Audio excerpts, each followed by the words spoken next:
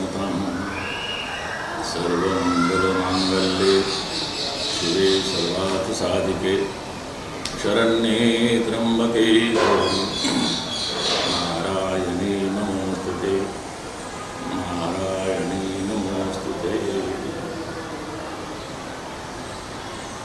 आज शारदीय नवरात्रि की अष्टमी है। अपने भारत में तीनों ही देवियों की विशेष उपासना होती है।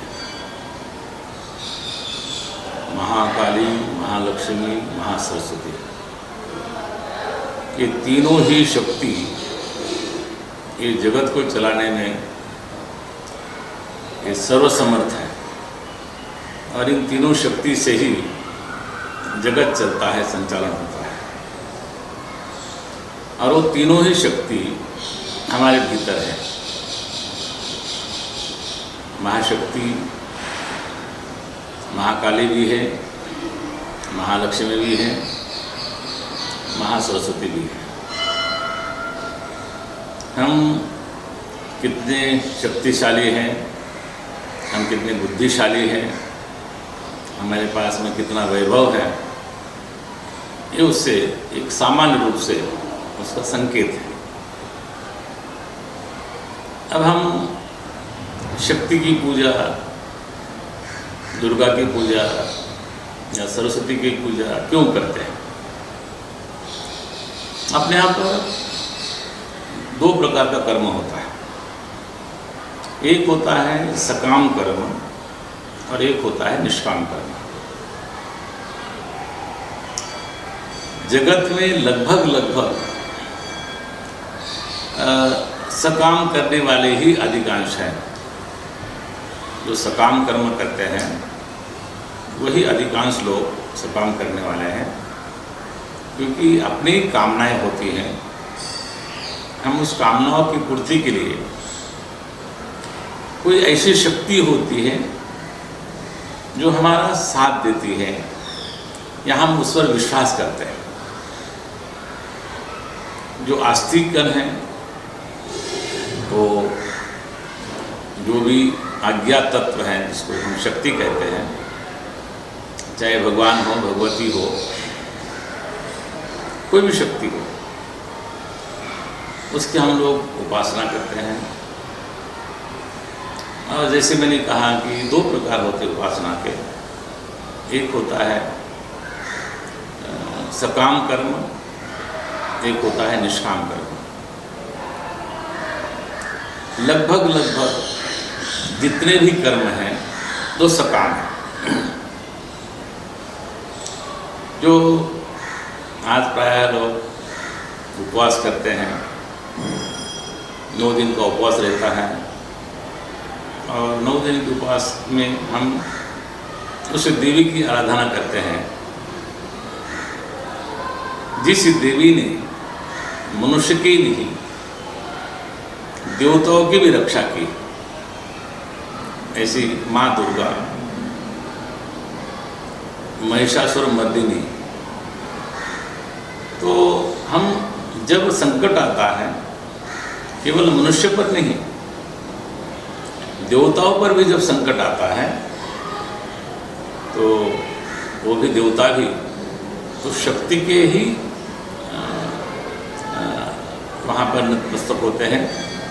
शक्ति के पास ही जाकर के अपनी बात रखते हैं, अपना वहाँ पर जाकर के उपासना करते हैं और उसी शक्ति से ही शक्ति को मानते हैं। आज भी हमारे यहाँ पर 9 दिन हम लोग संपूर्ण भारत में कोई प्रकार अलग हो सकते हैं। कोई पूजा के माध्यम से, कोई जप के माध्यम से। आजकल तो जैसे बंगाल में, और जब एक जगह प्रारंभ होता है तो सब जगह उसका धीरे धीरे स्वरूप बदल जाता है। जैसे गणेश उत्सव 100-125 साल पहले एक सामान्य रूप से सार्वजनिक हुआ और अब तो विश्व में व्याप्त हो गया। उसी प्रकार बंगाल में भी शक्ति की पूजा होती थी, अब वो सर्वत्र होने लगी। अच्छी बात है, बहुत अच्छी बात है, वो सकाम उपासना है। परंतु बहुत से साधक इस नवरात्रि में साधना करते हैं, चंडी पाठ करते हैं, भगवती की अन्य प्रकार की आराधना भी करते हैं और अपने एक विधि है कि हम हवन भी करते हैं। हवन का तात्पर्य ये है कि हमने जो 8 दिन 9 दिन जो भी हमने भगवती के विषय में स्तुति की, पाठ किया, उसको समर्पण करते हुए अग्नि द्वारा उस तत्व तक पहुंचाने का हमारा एक मार्ग ऐसा हमारे शास्त्रों में बताया। अग्नि ये देवताओं का मुख है। हम आहुति क्यों करते हैं, आहुति क्यों डालते हैं? क्योंकि उस आहुति के द्वारा वो जो यजन किया हुआ, आहूत किया हुआ, वो हम लोग उस देवता तक पहुँचे, इसलिए वहाँ पर आहुति डालते हैं। और बहुत सी जगह प्रचलन है कि आज अष्टमी के दिन हवन होता है, देवियों की पूजा होती है और उसके पश्चात लोग अपना व्रत छोड़ते हैं। एक विधि ये भी है कि नवमी को हवन होता है, उस दिन 9 कन्याओं का पूजन होता है। उसके बाद में वो उपासना जो उपास होता है उसका पारणा करते हैं। तो अलग अलग प्रकार है, कोई 1 दिन उपवास करता है, कोई 9 दिन करता है। तो ये शक्ति का पर्व है और साथ साथ में ये पर्व को हमारे ऋषियों ने, मुनियों ने अपने सामान्य लोगों से भी जोड़ दिया। बरसात का दिन होता है, बारिश हो जाती है, धान पकता है और ये इस मास में वर्षा कम होती है, इसमें उष्णता बढ़ती है और जो लगाया हुआ जो अनाज है वो पकता है और उसको निकालने की एक प्रक्रिया होती है। तो हमारे ऋषियों ने उस पर्व को सामान्य वर्ग के साथ में भी जोड़ दिया। तो ऐसे ही हमारा महान पर्व ये नवरात्रि का आज अष्टमी है और आज हवन भी करेंगे। परंतु जैसे मैंने पहले कहा कि अधिकांश लोग अपनी इच्छा पूर्ति के लिए सकाम कर्म करते हैं, यज्ञ आदि भी हम करते हैं। तो हमारी कोई ना कोई इच्छा होती है, कोई कामना होती है। जैसे हमारे यहाँ पर 3 पुरुषार्थ परम पुरुषार्थ है। तो धर्म अर्थ काम के लिए ये कामना में आता है। तो चाहे वो देवता जो पहले बड़े बड़े राजा अश्वमेध यज्ञ किया करते थे, जो राजा होता था वो अश्वमेध यज्ञ करता था। 100 अश्वमेध होने के पश्चात वो इंद्र बनने का अधिकारी हो जाता है। परंतु इंद्र ऐसा होने देता नहीं, क्योंकि पहले से ही वो राजा है। लेकिन बहुत से राजाओं ने प्रयत्न करके देख लिया। हम लोग कथा सुनते हैं तो राजा बलि भी वो अश्वमेध कर रहे थे और वो 10 अश्वमेध एक ऐसे 10 घाट बनाए नर्मदा तट पर और उन्होंने 10-10 घोड़े वहाँ रखे, एक साथ 10 अश्वमेध यज्ञ।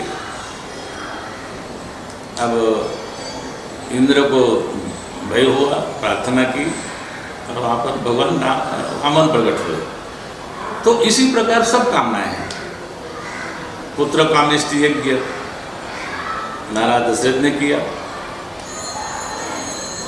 उस यज्ञ के द्वारा उनको पुत्र की प्राप्ति हुई। एक यज्ञ ऐसे भी करने वाले थे जिनका नाम त्रिशंकु था। तो यज्ञ करके उस अधिकारी तो बन गए स्वर्ग जाने के, परंतु स्वर्ग वाले ने कहा कि इसको हम यहाँ स्वर्ग में नहीं आने देंगे। तो यहाँ से स्वर्ग गए और देवताओं ने वहाँ से ढकेल दिया, तो बीच में ही लटकते रहे। उसको आज भी हम लोग त्रिशंकु बोलते हैं। तो ऐसे इस प्रकार के अनेक कर्म होते हैं। तो कुछ कर्म वैदिक होते हैं। वैदिक कर्म का मतलब है कि केवल वेद मंत्रों से ही वो यज्ञ किया जाता है। जैसे वाजपेयी आदि, सोमयाग आदि जो यज्ञ होते हैं वो केवल और केवल वेद मंत्र से होते हैं।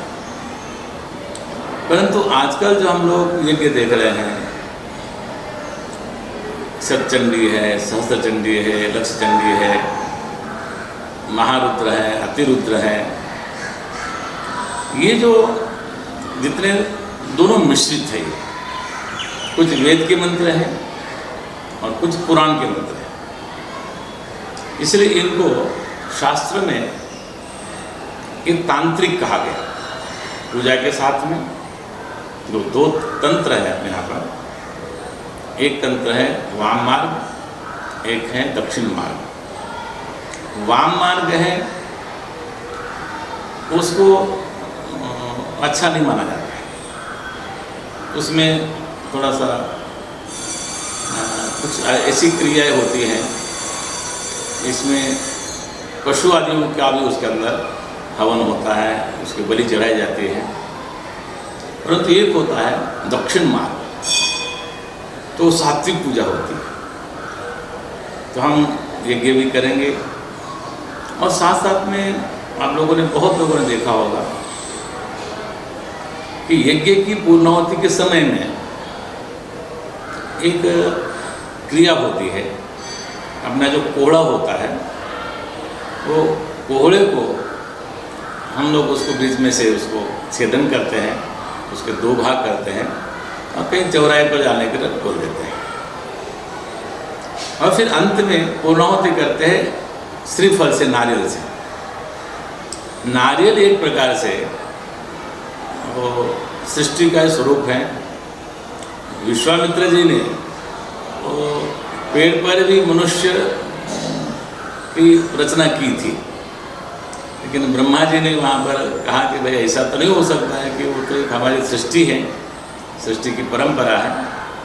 तो जैसे व्यक्ति का सर होता है, उसी प्रकार आप अगर देखेंगे अंदर, तो नारियल में 3 छेद होते हैं, 2 आँख की तरह और एक मुंह की तरह। इसलिए अंत में उसका भी हवन होता है, परंतु जीव का नहीं हवन है, एक प्रतीक है। ये है सात्विक पूजा। इसको ये सब तंत्र साधना में आता है।